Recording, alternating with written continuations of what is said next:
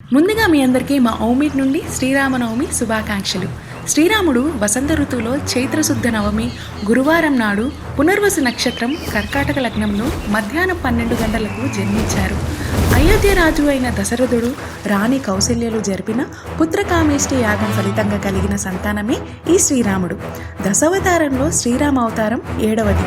శ్రీరాముని జనన సమయంలో అప్పటికే రాక్షసుడైన రావణుడు అటు మునులను ఇటు దేవతలను ముక్కు తిప్పలు పెట్టి లోకాలని అల్లకల్లాలు చేశాడు.